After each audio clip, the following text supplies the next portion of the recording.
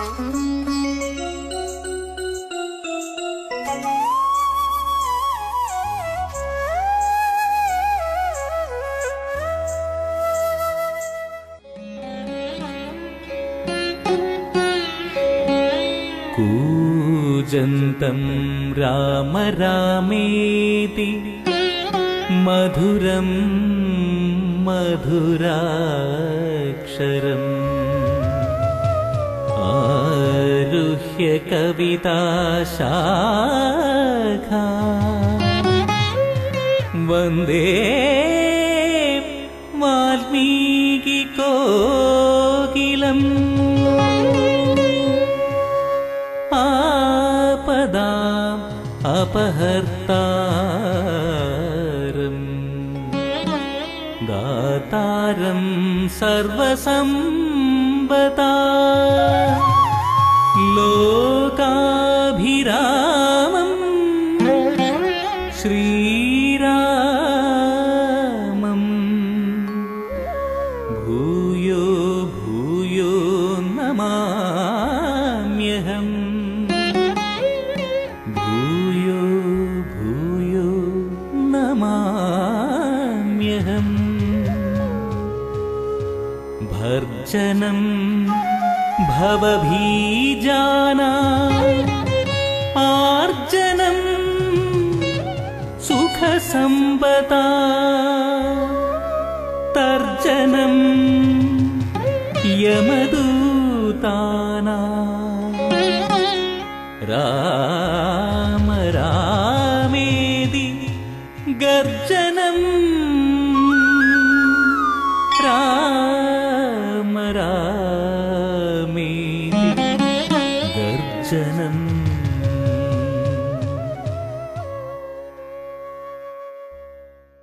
ഗുരുവായൂരപ്പൻ തന്നെ പറയുന്നുണ്ട്, നിങ്ങളൊരു എന്താ പറയുക മനുഷ്യരൂപത്തിൽ എന്നെ കാണുന്നുവെങ്കിൽ നിങ്ങൾ ഏറ്റവും വലിയ വിഡ്ഢികളാണെന്ന് പറയണം. മനസ്സിലായില്ലേ? അമ്പലത്തിൽ പോയി തൊഴുതു പോകുന്നവരാണെങ്കിൽ നിങ്ങളൊരു വിഡ്ഢികളാണ്. നോക്കൂ, നിങ്ങൾ 9-ാം അധ്യായത്തിലെ 11-ാം ശ്ലോകം ഗീതയിൽ വളരെ സ്പെസിഫിക് ആണത്. ഇതൊക്കെ നമ്മൾ പഠിക്കുമ്പോഴേ നമ്മൾ മനസ്സിലാവുള്ളൂ എത്ര വിഡ്ഢികളാണ് നമ്മൾ എന്നുള്ളത്. അവചാനന്തി മാം മൂഢ മാനുഷിം തനുമാശ്രിതം പരം ഭാവമജാനന്ത മമ ഭൂതമഹേശ്വരം. മൂഢ ആരെയാ പറയുന്നത്? ആരാണ് അവര്? മൂഢ. മൂഢ എന്ന് പറഞ്ഞാൽ ബുദ്ധിയുള്ളവര്. നന്നായത്. മൂഢന്മാരെന്ന് പറഞ്ഞാൽ മൂടില്ലാത്തവര്, വിഡ്ഢികളാണ് അവര്. മൂഢൻ. അവര് അവജാനന്ത് എന്നെ അറിയുന്നു. അവജാനന്ത എന്ന് പറഞ്ഞാൽ അറിയുക. മാനുഷ്യം തനും ആശ്രിതം, ഞാനൊരു മനുഷ്യന്റെ ശരീരമെടുത്തവനായി എന്നെ കാണുന്നു. അവരാണ് ഈ ദൈവമായി കാണുന്നത്. അപ്പൊ അവരെ സംബന്ധിച്ച് കൃഷ്ണൻ ഒരു മനുഷ്യരൂപമെടുത്ത ദൈവമാണ്. അപ്പം മനുഷ്യനായി ഒരു ദൈവമായി കൃഷ്ണനെ കാണുന്നവരെയൊക്കെ കൃഷ്ണൻ വിളിക്കുന്നത് മൂഢന്മാരാണ്. പരംഭാവം അതറിയൂ എന്നാണ് കൃഷ്ണൻ പറയുന്നത്. അജാനന്ത് സർവഭൂത മഹേശ്വരം, ഞാൻ എല്ലാ ഭൂതങ്ങളിലും. അപ്പൊ നോക്കൂ, കൃഷ്ണൻ ഒരിക്കലും നിങ്ങളെ സമ്മതിക്കുന്നില്ല പുറമേ ഒരു ദൈവമായി കാണാൻ. സർവഭൂത മഹേശ്വരൻ എന്ന് പറഞ്ഞാൽ എല്ലാവരിലും നിറഞ്ഞിരിക്കുന്ന അനന്തമായ ചൈതന്യം തന്നെയാണ് ഭഗവാനെങ്കിൽ അതിനെ ഒരിക്കലും ഒരു വ്യക്തിയായി ദൈവമായി കാണാൻ പാടില്ലായിരുന്നു. പക്ഷെ ഇതാരും നമുക്ക് പറഞ്ഞു തരുന്നില്ല. നമ്മൾ കുട്ടിക്കാലത്തെ അങ്ങനത്തെ ഒരു ഭക്തിയിലാണ് ആരംഭിക്കുന്നത്, ആണോ? എന്നിട്ട് നമ്മൾ വേണ്ടാത്ത പ്രാർത്ഥനകളൊക്കെ പ്രാർത്ഥിക്കുന്നു. ദൈവമേ കൈത്തൊഴാം കേക്കുമാറാക്കണേ, അല്ലെങ്കിൽ നീ എന്നെ കാൽക്കുമാറാക്കണേ. ഒരു കുട്ടി പണ്ട് പാടിയതാണ്. അപ്പൊ ഇത് കേട്ട മുത്തശ്ശി പറഞ്ഞു, കുട്ടി ഇതങ്ങനെയല്ല പാടുക. ദൈവമേ കൈത്തൊഴാം കേൾക്കുമാറാക്കണേ, പാവമാമെന്ന നീ കാക്കുമാറാക്കണേ. അപ്പൊ കുട്ടി പറഞ്ഞു, മുത്തശ്ശി നിങ്ങളുടെ പാട്ടൊന്നുമല്ല ഞാൻ പാടുന്നത്, ഞാൻ എൻ്റെ പാട്ടാ പാടുന്നത്. കുട്ടിക്കായിട്ടൊരു പാട്ടോ? അതേ മുത്തശ്ശി. അതെന്ത് പാട്ടാ കുട്ടി? മുത്തശ്ശി, ഞാൻ ദൈവത്തോട് പറയുന്നത് ദൈവമേ കൈതൊഴാം കേക്കുമാറാക്കണേ. കെ കുമാറോ? അതേ മുത്തശ്ശി, ഞങ്ങളുടെ നാട്ടിലെ ഏറ്റവും വലിയ പണക്കാരൻ കെ കുമാറാണ്. ഇപ്പൊ ദൈവമേ നീ വല്ലതും ആക്കി തരികയാണെങ്കിൽ എന്നെ കേക്കുമാറാക്കണം, അല്ലെങ്കിൽ നീ എന്നെ കാൽക്കുമാർ. മുഴുവൻ വേണ്ട, ഒരു മിനിമം. അയാൾ വലിയ കോടീശ്വരനാണ്, എനിക്ക് അത്ര കോടികളൊന്നും വേണ്ട, ഒരു 2 or 3 കോടി. ഈ മനസ്സ് വെച്ചിട്ടാണ് നിങ്ങൾ അമ്പലത്തിൽ പോണത്. അതിനാണ് ഇത്ര തിക്കും തിരക്കും. എൻ്റെത് പറഞ്ഞില്ല. ഇതെന്തോ അവിടെ എന്തോ കേൾക്കാനുള്ളത് പോലെ. മുത്തശ്ശി മരിച്ചിരിക്കുകയാണ്, എല്ലാവരും കൂടെ ആർപ്പും വിളിയും നായാട്ടും. ഞങ്ങളെയൊക്കെ ഇവിടെ ഇട്ടിട്ട് പോയല്ലോ, ഞങ്ങളെയൊന്നും കൊണ്ടുപോകാതെ പോയല്ലോ, ഞങ്ങളെയൊക്കെ ഇവിടെ ആക്കി വെച്ച് പോയല്ലോ. ഈ മരിച്ച വീട്ടിൽ പോയിട്ടുണ്ടോ നിങ്ങൾ? ഞങ്ങളെയൊന്നും കൊണ്ടുപോകാതെ പോയല്ലോ എന്നൊക്കെ പറഞ്ഞപ്പം പേരക്കുട്ടി പറയാണ്, ഇതെന്താ എല്ലാവരും കൂടി ഇങ്ങനെ അലർന്നത്? തള്ള എന്താ ടൂറിസത്തിന് പോവുകയാണോ? അല്ല, യാത്രയ്ക്കും പോവുകയാണോ? മരിച്ചു പോയിട്ട് അയാളോട് ഇങ്ങനെ പറയേണ്ട കാര്യമുണ്ടോ? എന്നെയും കൂടെ കൊണ്ടുപോയില്ലല്ലോ. മനസ്സിലായില്ലേ? പൊതുവേ ഭർത്താവ് മരിച്ച ഭാര്യ അങ്ങനെ പറയില്ല. ഭർത്താവ് മരിച്ച ഭാര്യ പറയാ, ഇനി എനിക്ക് ആരുമില്ലല്ലോ എന്നാണ്. നോക്കിക്കോളൂ നിങ്ങൾ, ഞാൻ പറയണത് ശരിയാണോ എന്നുള്ളത്.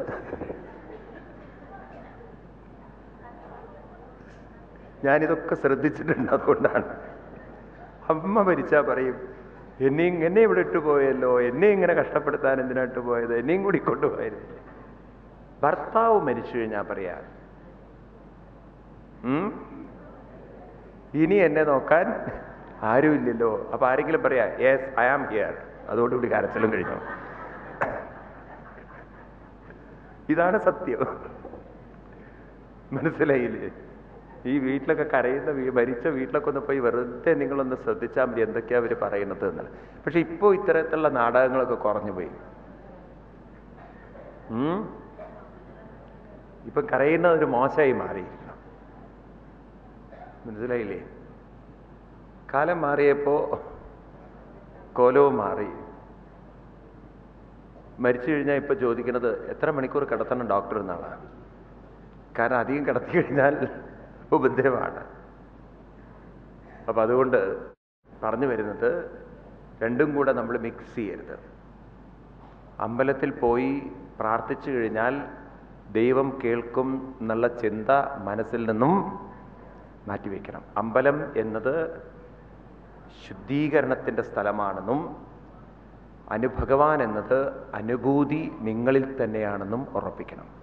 പുറവും അകവും, പുറം ശുദ്ധീകരണത്തിനും അകം അനുഭൂതിക്കുമാണ്. അത് വ്യക്തതയാണ്. നിങ്ങളിപ്പോ അകം പുറത്ത് വെച്ചിരിക്കുകയാണ്, അനുഭൂതി പുറത്തുണ്ടാവുമെന്ന് വിചാരിച്ചിരിക്കണം. പുറത്തൊരിക്കലും നിങ്ങൾക്ക് അനുഭൂതി ഉണ്ടാവില്ല. പുറത്തുള്ള അനുഭൂതി എന്നൊക്കെ പറയുന്നത് താൽക്കാലികമായ അനുഭൂതിയാണ്. അപ്പൊ ഭാര്യ ഭർത്താവ് ബന്ധം അതൊരു അനുഭൂതിയാണ്. പക്ഷെ ആ അനുഭൂതി എന്ന് പറയുന്നത് ശാശ്വതി, അതൊരിക്കലും ശാശ്വതമല്ല. ഒരാൾ മരിച്ചു കഴിഞ്ഞാൽ കഴിഞ്ഞു അനുഭവം. അതും പ്രായം കൂടുന്തോറും ആ അനുഭൂതിയുടെ ശക്തി കുറഞ്ഞു വരും. പിന്നെ അടുത്ത് കടക്കണതേ അപകടമാണ്. കാരണം രണ്ടുപേരും 2 തരത്തിൽ ശബ്ദം ഉണ്ടാക്കാൻ തുടങ്ങും. ഭർത്താവ് പറയും നീ എൻ്റെ അടുത്ത് കിടക്കണ്ട, ഭാര്യ പറയും നിങ്ങളെ സഹിക്കാൻ എനിക്ക് പറ്റില്ല, ഞാൻ കാട്ടിൽ കിടക്കുന്ന പോലെയാണ് തോന്നണതെന്ന്. വല്ല ഘോര മൃഗത്തിൻ്റെ കൂടെ കിടക്കുന്ന പോലെ. കാരണം ശരീരത്തിൻ്റെ എല്ലാ ഭാഗത്തുനിന്നും ശബ്ദം വരികയാണേ. ഒരു ഭാഗവും ശബ്ദമില്ലാത്തതില്ല. സഹിക്കാൻ പറ്റുന്നതിൻ്റെ അപ്പുറമല്ലേ മനസ്സിലായില്ലേ? ഒന്നായ നിന്നയിക രണ്ടെന്ന്. അതുകൊണ്ടാണ് ഭർത്താവ് പറയുന്നത്, സ്വാമി അടുത്ത ക്യാമ്പ് എവിടെയാണ്, ബുക്ക് ചെയ്യാനാണ്. 10 ദിവസമേ ഉള്ളൂ ക്യാമ്പ്, 1 മാസമാക്കിക്കൂടെ സ്വാമി? അതെന്തിനാണ് അങ്കളെ? വീട്ടിൽ സുഖമായി കിടന്നുറങ്ങാൻ പറ്റണ്ട. ഇപ്പോ വലിയ അലർച്ചകളും ഒന്നുമില്ല. ഇങ്ങനെയൊക്കെ കുറെ കഴിഞ്ഞാൽ ഒന്നെന്ന അനുഭൂതി കുറെ കഴിഞ്ഞാൽ കുറഞ്ഞു വരും. പിന്നെ നമുക്ക് മനസ്സിലാവും ഒന്നെന്ന അനുഭൂതിയല്ല, ഒന്നാവില്ല എന്നുള്ളൊരു അനുഭൂതി. അതാണ് അതിൻ്റെ പ്രത്യേകത. ഇപ്പൊ ബാഹ്യമായിട്ടൊന്നും ഒരു ശാശ്വത അനുഭൂതി നമുക്ക് ഉണ്ടാക്കിത്തരാൻ ഒന്നിനും സാധ്യമല്ല. കാരണം ബാഹ്യമായതെല്ലാം ഇന്ദ്രിയങ്ങളുമായി ബന്ധപ്പെട്ടതാണ്. ഇന്ദ്രിയങ്ങളുമായി ബന്ധപ്പെട്ടതൊന്നും ശാശ്വതമായി കൂടെ ഉണ്ടാവില്ല. അതെല്ലാം കാലത്തിൻ്റെ നിയന്ത്രണത്തിലുള്ളതാണ്. അപ്പൊ പിന്നെ ശാശ്വതമായ അനുഭൂതി ഉണ്ടാവുന്നത് എപ്പോഴും ഉള്ളിലാണ്. പുറം ശുദ്ധീകരണത്തിനും അകം അനുഭൂതിക്കുമാണ്. അത് മറക്കരുത് നിങ്ങൾ. അമ്പലത്തിൽ പോകുമ്പോൾ പുറവും വേണം, അകവും വേണം. അതുകൊണ്ടാണ് നോക്കൂ നിങ്ങൾ, പണ്ടുള്ളവർ അമ്പലത്തിൽ വന്ന് ജപിക്കുന്നു, അല്പനേരം കണ്ണടച്ച് ധ്യാനിക്കുന്നു. ഇന്ന് ആ സംസ്കാരം നമുക്ക് നഷ്ടപ്പെട്ടു പോയി. അപ്പോഴേ നിങ്ങൾ പരമാത്മാവുമായി കണക്ട് ചെയ്യപ്പെടുന്നുള്ളൂ. അപ്പോഴാണ് ആ തത്വമസി എന്ന വാക്കുകൾക്ക് അർത്ഥമുണ്ടാവുന്നുള്ളൂ. ഓം നമോ ഭഗവതേ വാസുദേവായ എന്ന വാക്കുകൾക്ക് അർത്ഥമുണ്ടാവുന്നുള്ളൂ. ഇപ്രകാരം ശബരിയോട് പറയുന്നു, അതിനെന്ത് വേണം? സജ്ജന സംഘം. അതുകൊണ്ട് എനിക്കും നിങ്ങൾക്കൊക്കെ ചെയ്യാനുള്ളത് ഇതാണ്. കാര്യം മനസ്സിലാക്കി ഇതൊക്കെ മറ്റുള്ളവർക്കും കുറെ പറഞ്ഞു കൊടുക്കുക. കാരണം ഹിന്ദുമതം കുറെ അന്ധവിശ്വാസങ്ങളുടെ മതമാണ്. ആളുകൾ കുറെ അന്ധമായി കുറെ മനസ്സിലാക്കിയിരിക്കുന്നു. അത് പെട്ടെന്ന് നിങ്ങളുടെ ഉള്ളിൽ നിന്ന് എടുത്ത് മാറ്റാൻ നിങ്ങൾക്ക് സാധ്യമല്ല. കൃഷ്ണൻ തന്നെ പറയാം, എൻ്റെ തലയിൽ പാലൊഴിച്ചിട്ട് കാര്യമില്ല, ഒന്നും എനിക്ക് തരാൻ പറ്റില്ല. നിങ്ങൾ പറയും, മിണ്ടാതെ അവിടെ ഇരുന്നു എന്ന്. ഇത്രയും കാലം ഞാൻ ഒഴിച്ചതാണ്, ഇനി നീ പറയൊന്നും വേണ്ട, ഞാൻ നിന്റെ തലയിൽ ഒഴിച്ചിട്ടേ അടങ്ങുള്ളൂ. നീ ഒന്നും തന്നിട്ടില്ലെങ്കിലും വേണ്ടിയില്ല, ഇതെൻ്റെ ഉത്തരവാദിത്തമാണ്. കാരണം കഴിഞ്ഞ 50 കൊല്ലമായി ഞാൻ ഒഴിച്ചുകൊണ്ടേയിരിക്കുന്നു. ശബരിമലയിൽ അയ്യപ്പസ്വാമി പറയാണ്, ആ വൃത്തികെട്ട നെയ്യ് എൻ്റെ തലയിൽ ഒഴിക്കല്ല പഹയ, ഞാൻ അത്ര ഈ ചൊറിഞ്ഞിട്ടായിരിക്കുന്നത് എന്ന്. അവർ പറയും, അയ്യപ്പനോട് മിണ്ടാതിരിക്കാൻ പറയും, ഞങ്ങൾ ഇത്രയും കാലം ഒഴിച്ചുകൊണ്ടിരുന്നതാണ്, ഇനിയിപ്പം നിങ്ങൾ പറഞ്ഞാലും ഞങ്ങൾ ഒഴിച്ചിരിക്കുന്നു. അപ്പം നമ്മൾ ആ ചടങ്ങിലാണ് കൂടുതൽ പ്രാധാന്യം കൊടുത്തിരിക്കുന്നത്. അതിൽ നിന്നൊക്കെ നമ്മൾ വേണം, നമുക്ക് ചടങ്ങുകളൊക്കെ ഇത്തിരി വേണം. മനസ്സിനെ ഉറപ്പിക്കാൻ ചടങ്ങ് വേണം. പക്ഷെ അത് ആർഭാടത്തിലും അത് ധൂർത്തിലുമാവരുത്. നിങ്ങൾ ഈ തിരുപ്പതി ക്ഷേത്രത്തിൻ്റെയൊക്കെ ചടങ്ങുകൾ കണ്ടാലല്ലോ, വെറുതെയല്ല ജനങ്ങൾ കൺവേർട്ടഡായി പോകുന്നു എന്നുള്ള ഒരു സംശയമില്ലാതെ തോന്നിപ്പോ. പാവം ഒരു വശത്ത് ആളുകൾ പട്ടിണി കിടന്ന് പാവങ്ങൾ ജീവിക്കുന്ന സമയത്ത് കുടം കണക്കിന് പാലാണ് അതിൻ്റെ മുകളിൽ കൊണ്ടൊഴിക്കുന്നത്. വേണം, ഒരു തുള്ളിയൊക്കെ ഒഴിക്കണം. ഒരു കപ്പ് ഒഴിച്ചു എന്ന് വെച്ചിട്ട് തെറ്റില്ല, പക്ഷെ ഒരു കുടം ഒഴിക്കുന്നത് ക്രൂരമാണ്. മനസ്സിലായില്ലേ? അങ്ങനെ ഒരു തിരുപ്പതി ഭഗവാനും പ്രത്യക്ഷപ്പെടാൻ പോകുന്നില്ല പാലൊഴിച്ചതുകൊണ്ട്. റിച്വലിസ്റ്റിക് മൈൻഡായിപ്പോയി ആളുകൾ. കല്ലിനെ ദൈവമാക്കാനാണ് ഹിന്ദുക്കൾ ശ്രമിക്കുന്നത്. വെറുതെയല്ല മുസ്ലിങ്ങൾ നമ്മളെ എതിർത്തത്. ഒരു കണക്കിന് നമുക്ക് ആ ഷോക്ക് വേണം, എന്നാലേ നമ്മളതൊന്ന് പുറത്ത് കിടക്കുള്ളൂ. കാരണം അത്രമാത്രം കല്ലിനെ നമ്മൾ ദൈവമാക്കാൻ ശ്രമം നടത്തി. അതുകൊണ്ടാണ് ടിപ്പു സുൽത്താനൊക്കെ കുറെ കല്ലുകൾ തല്ലി ഉടച്ചത്, നിങ്ങളുടെ ദൈവം അതിലില്ല എന്ന് പറഞ്ഞിട്ട്. മനസ്സിലാക്കൂ നിങ്ങൾ. ഈ സംസ്കാരം ജനങ്ങൾക്കുണ്ടാവാൻ വേണ്ടിയിട്ടാണ് ബാലഗംഗാധര തിലക്, അദ്ദേഹം ആണ് മഹാരാഷ്ട്രയിൽ ഗണേശ് ചതുർത്ഥി ഉത്സവം ആരംഭിച്ചത്. അദ്ദേഹത്തിൻ്റെ കാലഘട്ടത്തിലാണ് അദ്ദേഹവും കുറേ മഹാന്മാരും കൂടി ചേർന്ന് ജനങ്ങളെ ഒന്നിപ്പിക്കാൻ ഈ ഒരു ഫെസ്റ്റിവലിന് സാധിക്കും എന്നുള്ള രീതിയിൽ ഗണേശ് ചതുർത്ഥി ആഘോഷം കൊണ്ടുവന്നത്. അവിടെയാണ് ആളുകളെ വിഗ്രഹത്തിൽ നിന്നും ഉയർത്തണം എന്ന് കരുതി വിഗ്രഹങ്ങൾ ആരാധിച്ചുകൊണ്ട് അവസാനം വിഗ്രഹത്തെ നിമഞ്ജനം ചെയ്യാൻ ജനങ്ങളെ പരിശീലിപ്പിച്ചു. ഉണ്ടാക്കുന്ന വിഗ്രഹത്തെ അതേപോലെ തന്നെ ഇല്ലാതെയാക്കി തീർക്കുക. ഇപ്പൊ ഗണേശൻ എന്നതൊരു വിഗ്രഹം അല്ലെന്നും നിങ്ങളുടെ അന്തരാത്മാവാണെന്നും, ത്വമേവ പ്രത്യക്ഷം ബ്രഹ്മാസി ത്വാമേവ പ്രത്യക്ഷം ബ്രഹ്മാസി എന്നൊക്കെ ഗണപതി അഥർവ ഉപനിഷത്തിൽ പറയും. ഗണപതി അഥർവ ഉപനിഷത്ത് എന്നൊരു ഉപനിഷത്തുണ്ട്. അതിൽ പറയും, ത്വം പ്രത്യക്ഷം ബ്രഹ്മ, അവിടുന്ന് പ്രത്യക്ഷമായ ബ്രഹ്മതത്വമാണ്. മനസ്സിലായില്ലേ?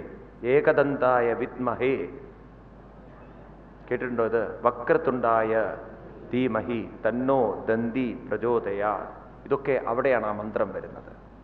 അവിടെ ഏകദന്തം വക്രതുണ്ടം എന്നൊക്കെ പറയുന്നതുണ്ടല്ലോ, അത് ആ ശരീരത്തിൻ്റെ ഭാഷയിലല്ല പറയുന്നത്, എല്ലാം ആധ്യാത്മികമായ തത്വവിചാരത്തിൻ്റെ ഭാഷയിലാണ്.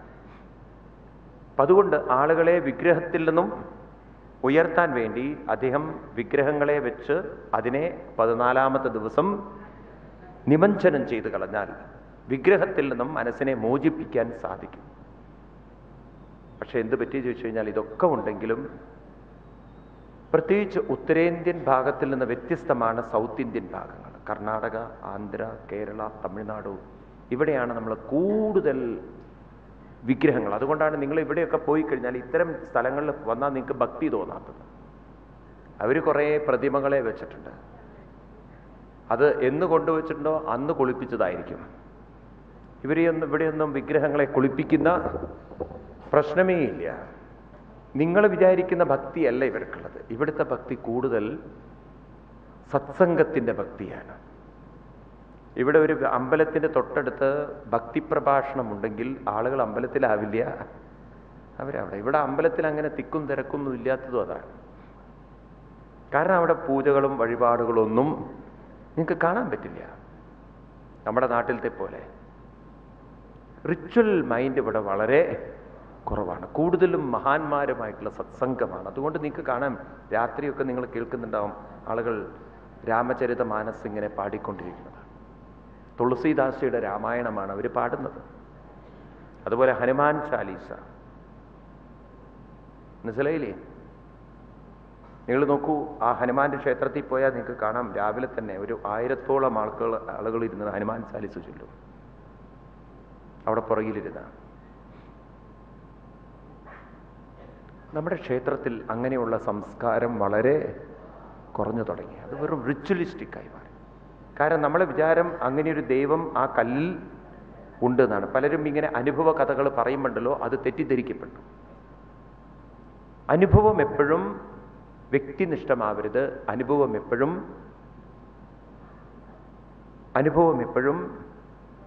വ്യക്തിനിഷ്ഠമാവരുത്. അനുഭവം ഒരിക്കലും വ്യക്തിനിഷ്ഠമാവരുത്. അനുഭവം എപ്പോഴും എല്ലാവർക്കും ഒരുപോലെ ഉള്ളതായി തീരണം. അപ്പോഴേ അത് ശാസ്ത്രീയമാവുള്ളൂ. ബാക്കിയുള്ളതൊന്നും ശാസ്ത്രീയമല്ല. ഒരാൾ പൊങ്കാല ഇട്ടു, അവരുടെ മകളുടെ കല്യാണം കഴിഞ്ഞു. പക്ഷെ എല്ലാവരും പൊങ്കാല ഇടുന്നു, അവർക്കൊന്നും മകളുടെ കല്യാണം കഴിയുന്നില്ല. അത് വ്യക്തിനിഷ്ഠമായ അനുഭവമാണ്. പക്ഷെ ഈ വ്യക്തിനിഷ്ഠമായ അനുഭവത്തെ ആളുകൾ പൊതു അനുഭവമാക്കി എടുത്തു കളയാണ്. അതായത് മറ്റൊരാൾക്കുള്ളായ അനുഭവം എനിക്കും ഉണ്ടാകും എന്നുള്ള ധാരണയിലാണ് നിങ്ങളും അത് ചെയ്യുന്നത്. അത് ചെയ്യുന്നതിൽ തെറ്റില്ല. പക്ഷേ അത് ചെയ്യുന്നത് മകളുടെ കല്യാണത്തിന് വേണ്ടിയാണെങ്കിൽ തെറ്റാണ്.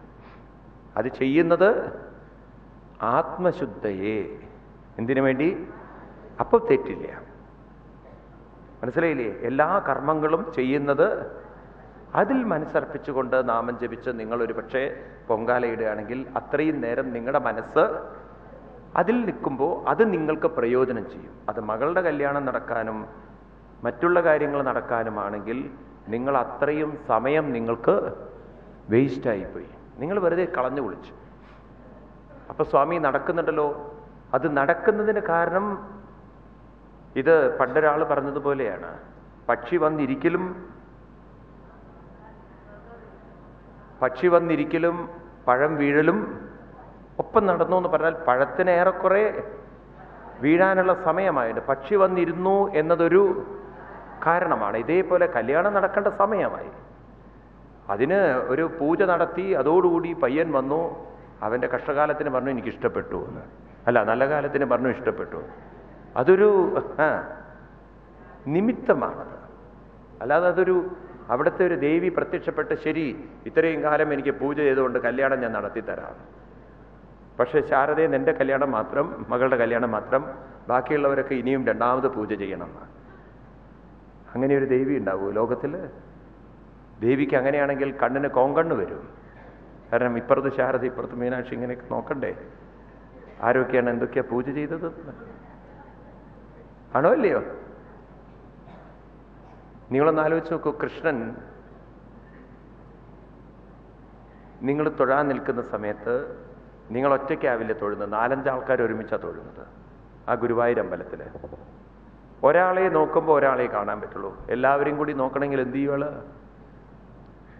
ഈ കാറിൻ്റെയൊക്കെ ഫ്ലാഷ് ലൈറ്റ് ഉണ്ടല്ലോ. കാരണം എല്ലാവരെയും ഒന്ന് ടച്ച് ചെയ്യണമല്ലോ. കാരണം ഇപ്പുറത്തുനിന്നും അപ്പുറത്തൊക്കെ ആൾക്കാർ വന്നുകൊണ്ട് പോവുകയാണ്. ഇപ്പുറത്തുള്ളതും കേൾക്കണം, അപ്പുറത്തുള്ളതും കേൾക്കണം. മനസ്സിലാവുണ്ടോ നിങ്ങൾക്ക്? അതുകൊണ്ട് ഈ ഭക്തിയിൽ നിന്നൊക്കെ നമ്മൾ മാനസികമായി ഉയരണം. മനസ്സിലാക്കൂ, ഒന്ന് പുറമേ ഉള്ളത് ശുദ്ധീകരണത്തിനാണ്, അകത്തുള്ളത് അനുഭൂതിക്കാണ്. നിങ്ങൾ രണ്ടും കൂടെ മിക്സ് ചെയ്യരുത്. അമ്പലത്തിൽ പോകുന്നത് എന്തിനാണ്? നത് മുക്തയെ ശുദ്ധയെ. ധ്യാനം ചെയ്യുന്നത് എന്തിനാണ്? മുക്തയെ, അനുഭൂതിക്ക് വേണ്ടിയിട്ടാണ്. ഒന്നാണെന്ന ഒരു അനുഭവം ഉറപ്പിക്കാനാണ്. ഇപ്രകാരം മുഖ്യ സാധനമല്ലോ സജ്ജന സംഘം. നോക്കണേ, കൃഷ്ണനും ഇതേ പോയിന്റാണ് പറയുന്നത്. അമ്പലത്തിൽ പോകുന്നതിനേക്കാൾ കൃഷ്ണൻ പ്രാധാന്യം കൊടുക്കുന്നത് സജ്ജന സംഘത്തിനാണ്. നിങ്ങൾക്ക് ഭാഗവതത്തിൽ കാണാം. ഇത് നിങ്ങൾ ഭാഗവതമൊക്കെ ആയിട്ട് കണക്ട് ചെയ്ത് പഠിക്കുമ്പോണ്ടല്ലോ നിങ്ങൾക്കിത് വേഗം മനസ്സിലാവും. കൃഷ്ണൻ സമന്ത പഞ്ചക തീർത്ഥത്തിൽ വെച്ച് അനവധി മഹാന്മാരെ കാണുന്ന ഒരു രംഗമുണ്ട്. ഭാഗവതത്തിൽ ദശമസ്കന്ധത്തിൽ 83, 82, 83, 84, 85 അധ്യായങ്ങളിലാണ് ഈ സമന്ത പഞ്ചക തീർത്ഥ ഉപാഖ്യാനം വരുന്നത്. അവിടെ വേദവ്യാസ മഹർഷി, നാരദ മഹർഷി തുടങ്ങിയ ഒരു കൂട്ടം മഹർഷിമാര് കൃഷ്ണനെ കാണാൻ പ്രഭാസ തീരത്തിൽ വരുന്നുണ്ട്. അപ്പൊ അവരോട് പറയും, അഹം ജന്മഭൃത, ഞാൻ വളരെ പുണ്യം ചെയ്തവനായി തീർന്നു. കാരണം നിങ്ങളെപ്പോലുള്ള മഹാന്മാരെ ഞങ്ങൾക്ക് കാണാൻ സാധിച്ചു. എന്നിട്ട് പറയും, ഇന്ന ഹെമ്മയാനി തീർത്ഥാനി. ഞാൻ പറയുന്നത് ഒരു ഏറെക്കുറെ 9, 10, 11, 12, 13 ശ്ലോകങ്ങളൊക്കെയാണ് അവിടെ വർണ്ണന വരുന്നത്. ന ഹെമ്മയാനി തീർത്ഥാനി ന ദേവാ മൃച്ഛലാമയ തേ പുനന്തി ഒരു കാലേന ദർശനാദേവ സാധവ. ന തീർത്ഥാനി, തീർത്ഥസ്ഥലങ്ങൾ അല്ല. ന തീർത്ഥാനി, അതുപോലെ മൃച്ഛിലം. മൃച്ഛിലം എന്ന് പറഞ്ഞാൽ ശിലകളെ പൂജിക്കുക, വിഗ്രഹങ്ങളെ ആരാധിക്കുക. ഇങ്ങനെയൊക്കെ പൂജിച്ചതുകൊണ്ടും തീർത്ഥസ്ഥലങ്ങളിൽ പോയതുകൊണ്ട് തേ പുനന്തി ഒരു കാലേന, കുറേ കാലം കൊണ്ടൊക്കെ നിങ്ങളിൽ ഒരു മാറ്റം സംഭവിച്ചേക്കാം. പക്ഷേ ദർശനാദേവ സാധവ, സാധുജനങ്ങളുമായിട്ടുള്ള സത്സംഗം കൊണ്ട് ഒരു വ്യക്തിക്ക് വേഗം ഉയർച്ച വരാം. അതുകൊണ്ട് ക്ഷേത്ര ദർശനത്തിനേക്കാൾ പ്രാധാന്യം കൊടുത്തിരിക്കുന്നത് സത്സംഗങ്ങൾക്കാണ്. വീണ്ടും കൃഷ്ണൻ പറയുന്നുണ്ട്, അങ്ങനെ സത്സംഗം ചെയ്യാതെ വെറും ക്ഷേത്ര ദർശനത്തിൽ ഒതുങ്ങി നിൽക്കുന്നവരൊക്കെ, ഒരു ഭേദബുദ്ധിയോടുകൂടി ദർശനം ചെയ്യുന്നവരൊക്കെ കഴുതകളാണെന്നും വിളിക്കുന്നുണ്ട് അവരെ. ആരാണ്? കഴുതകളാണെന്ന്. അവരെയാണ് കൃഷ്ണൻ കഴുത എന്ന് വിളിക്കുന്നത്. ഭാഗവതത്തിലെ വരികളാണ് ഞാൻ പറയുന്നത്. അവിടെ പറയും, 13-ാമത്തെ ശ്ലോകത്തിൽ പറയും, 14-ാമത്തെ ശ്ലോകത്തിൽ പറയും, യസ്ത്വാത്മബുദ്ധി കുണവേത്രിതാതുകേ സ്വദിക്കളത്രാദിഷു ഭൗമ ഈജ്യതി തീർത്ഥബുദ്ധി സലിലേന കർഹിൽ ജനേഷു അഭിജ്ഞേഷു സ ഏവ ഗോകര. തീർത്ഥബുദ്ധി, തീർത്ഥസ്ഥലങ്ങളിൽ പോകുന്നുണ്ട്. ജനേഷു അഭിജ്ഞേഷു ന, അഭിജ്ഞന്മാരായ ജനങ്ങളുടെ അടുത്തേക്ക് പോകുന്നില്ലെങ്കിൽ സ ഏവ ഗോകര, അവനാണ് കഴുത. അപ്പൊ നോക്കൂ നിങ്ങൾ, ക്ഷേത്ര ദർശനത്തിനേക്കാളും പ്രാധാന്യം കൊടുത്തിരിക്കുന്നത് സത്സംഗത്തിനാണ്. അതാണ് നമുക്ക് ലിങ്ക് വിട്ടുപോയത്. അപ്പൊ നമ്മളൊക്കെ ഇത് ചെയ്യണം. നിങ്ങൾക്ക് ഈ ക്യാമ്പ് കഴിഞ്ഞിട്ട് എന്താ ഗുണം കിട്ടിയതെന്ന് ചോദിച്ചു കഴിഞ്ഞാൽ ഈ 2 കാര്യങ്ങളായിരിക്കണം. 1 ജപം പരിശീലിക്കണം, 2 ധ്യാനം പരിശീലിക്കണം. ഇത് രണ്ടും പരിശീലിക്കണം. ഭഗവാൻ പറയും ഭാഗവതത്തിൽ, വേദവ്യാസ മഹർഷി അവസാനം നാമസങ്കീർത്തനം എന്നാണ്. എന്താണ്? സർവപാപ പ്രണാശനം. നാമസങ്കീർത്തനം എന്ന് പറഞ്ഞാൽ ജപം ചെയ്യുക.